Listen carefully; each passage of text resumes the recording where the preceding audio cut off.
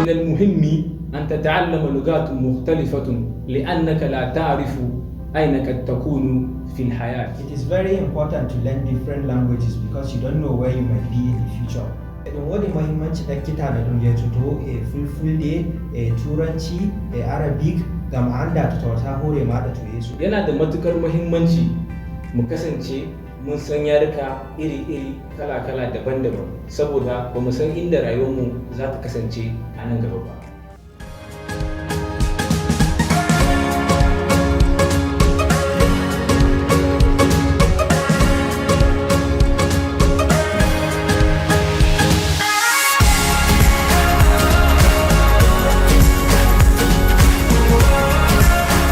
Assalamu alaikum wa rahmatullahi ta'ala wa barakatuhu. Masu kallo barkamu da wannan lokaci. Sunana Ahmad Muhammad Kabir, a tare da ni akwai Yusuf Musa Magana. a ci gaba da kawo muku shirye-shirye da muke yi, muna masu baku hakuri akan rashin kawo muku shirye-shirye na ɗan wasu kwanaki. A yau bidiyon mu zai yi magana ne akan rashin iya yarurruka daban-daban.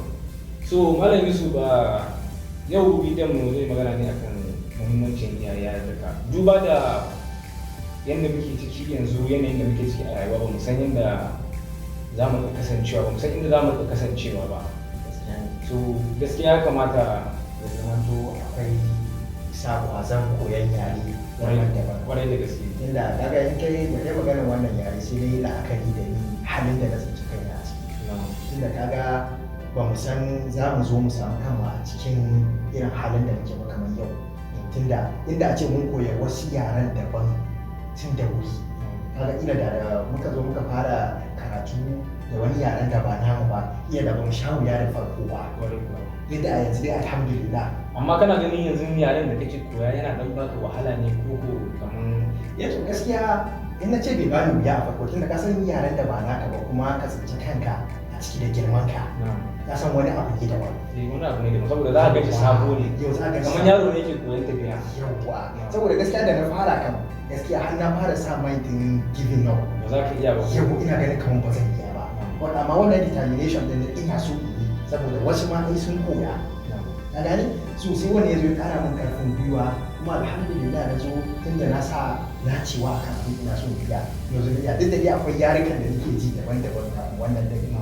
Amma shi ma wannan din alhamdulillah na koya kan. Gaskiya duk da dai akwai wuya kan.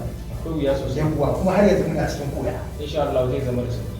Insha Allah. Kuma yana buƙatar dagewa ne. Insha Allah. Amma ina ganin ya kamata a ce musamman ga ƙananan yara, ya kamata a ce iyaye yanzu sun mai da hankali akan koyon yarurruka, musamman yarurruka da suke tafiya da wannan zamanin namu.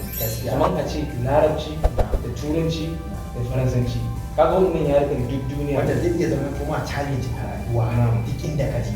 Wasu especially wannan yarukan da kaga turanci, larabci, kaga da sai maybe ko yarenka wanda kila shine yaren iyayenka wanda shi suke ci. Wannan yana da muhimmanci. Yana da muhimmanci sosai. Kuma foundation din da ake ba mu yaro ya taso da irin mutum yana jin irin wannan yaren tun daga yana yaro ne. Domin in ba kana yaro aka koya ma wannan yaren ba, ka girma ka ba da ce ba a iya koya ba, amma wasu ba su iya koya da girman su gaskiya. So sai an sa kwazo, wasu especially wurin koya ma yaro in yaren ku ne, tabbata yaro ya taso yana jin yaren iyayen shi. Sannan dama shi wannan turanci an san zai koya a makaranta. Amma ka san ba kowace iyaye bane suke sa yayan sa makarantar boko. To akwai wannan, amma gaskiya a dai zamanin da muke cikin yanzu ishaqi kaga an ce wai yanzu ba a boko, gaskiya zai wuya. Ko kauye ne kaje yanzu saboda ai duniya ya canza. Duniya ya canza. Ba kamar da bane.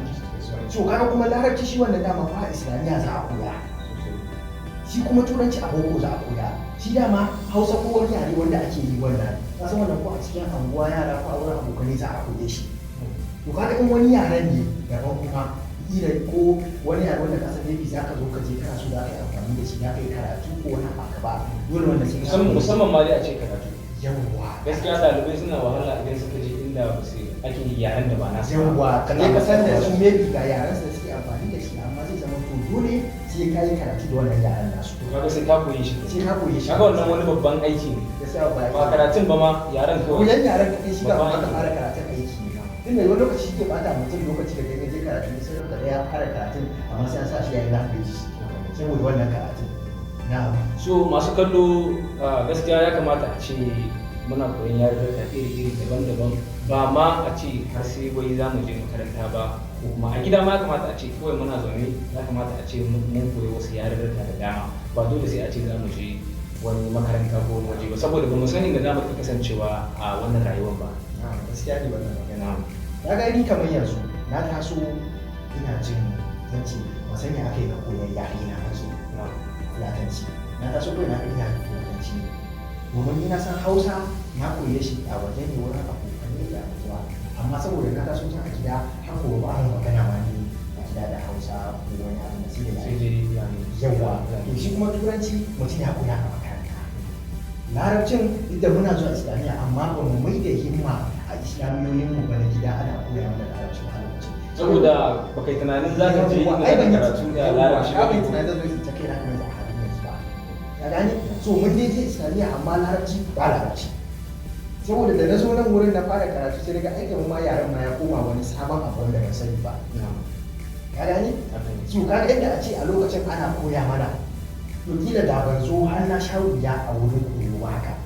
Amma alhamdulillah ya sa muke so mu ba mu masu kallo shawara saboda su ma su samu su koyi yarukan nan saboda kar su sha wuya a nan gaba wurin koyon wannan yarukan.